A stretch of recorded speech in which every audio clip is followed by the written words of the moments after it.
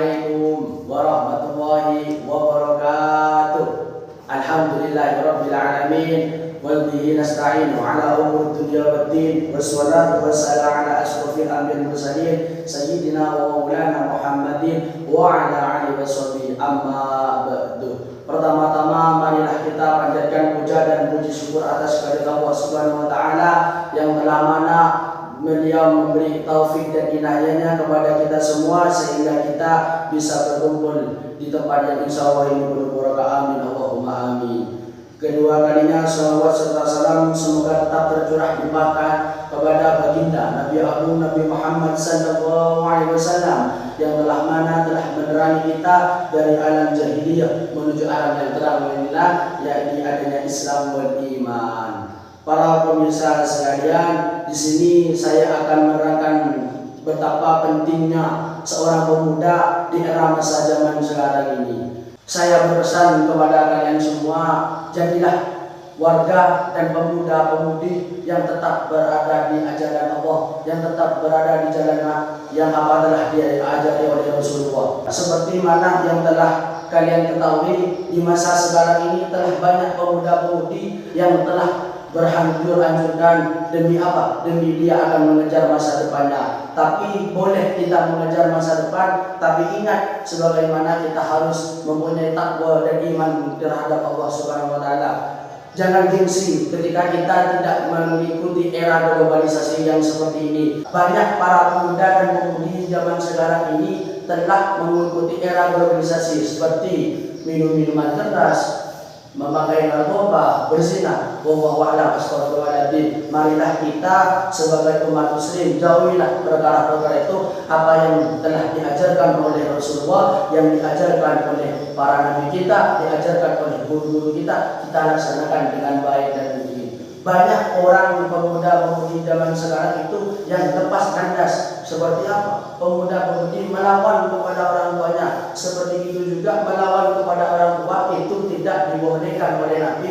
Semana ada hadis di dalam kitab, salah satu kitab di dalam kitab Rasulullah dijelaskan seperti mana yang dijelaskan haqqullah haqqul walidain, haknya Allah itu haknya orang tua. Jadi kita itu harus mengikuti perintah orang tua selagi pun perintah orang tua itu kepada kita itu perintah yang baik. Jika tidak baik jangan diikuti, tapi kita sebagai anak dari orang tua tersebut kita harus menolak dengan baik-baik. Tapi kita untuk pemuda zaman sekarang, marilah kita kembali kepada jalan yang awal. Jangan kita bisa mengikuti era globalisasi yang ada seperti sekarang ini. Sebab kenapa? Pemuda di masa ini, pemuda yang hancur di masa ini akan terjadi rusaknya negara. Seperti mana banyak para pemuda di zaman ini yang memakai minuman keras dan bernarkoba. Astagfirullahaladzim. Di mana bernarkoba dan minuman keras itu telah dilarang oleh negara dan oleh Rasulullah SAW. Seperti itu kan sekarang banyak perkataan Islam itu seperti ini seperti ini. Tapi ayo sampean sebagai pemuda dan pemudi kasih tahu Islam sebenarnya itu apa? Apa yang diajari sampean di dalam pondok pesantren, di dalam sekolah, keluarkan.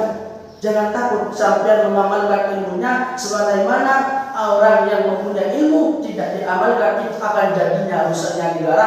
Itu ada di kitab Ta'lim Ta'alim karangan Syekh Imam Jarruzi. Kita sebagai umat Islam, apa yang kita ajari, apa yang kita peroleh dari kita mempelajari, ayo kita silakan. Seperti mana kalau kita tidak bisa mengamalkan ilmunya, akan terjadi ilmu-ilmu yang tidak manfaat dan barokah.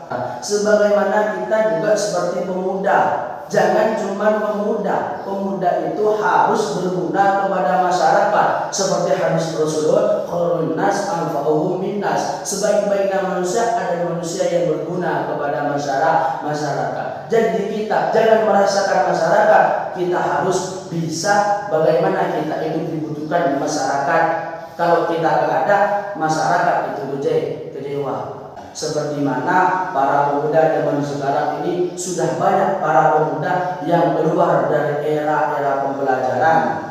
kita sudah belajar, ilmu kita sudah mumpuni, ilmu kita sudah banyak, ayo kita praktekkan di masyarakat, kita praktekkan bagaimana ilmu itu yang barokah dan yang bermanfaat. Jangan sampai kita banyak ilmu tapi kita tidak bisa mengamalkan ilmu. Itu salah satu ilmu yang tidak manfaat dan tidak barokah. Semana para pemuda sekarang ini, menurut saya pemudi dan pemuda sekarang ini lebih banyakkan yang mengikuti modern. Kita gak apa-apa mengikuti modern, seperti yang dikatakan Syekh Abdul Qadir Jailani di dalam kitab Burhaniyah.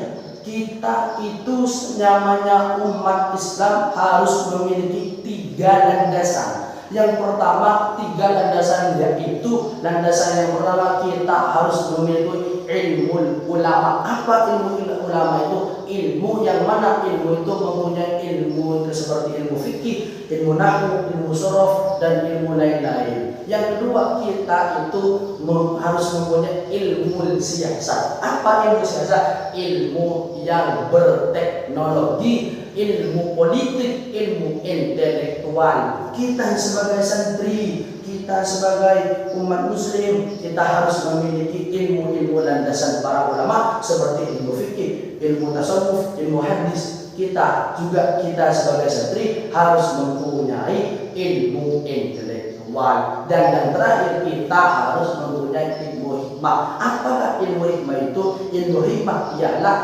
orang yang mengamalkan amalan seperti ijazah, puasa, Senin Kemis, sholat di sepertiga malam untuk merasakan yang mulai. Itulah apabila kita sebagai pemudi Islam memiliki 3 perkara ini, insya Allah negara kita akan negara yang baik dan negara yang benar. Untuk para pemuda dan pemudi zaman sekarang, marilah kita berjalan kepada yang benar. Meskipun kita tidak mengikuti era zaman sekarang, tapi kita harus bisa mumpuni.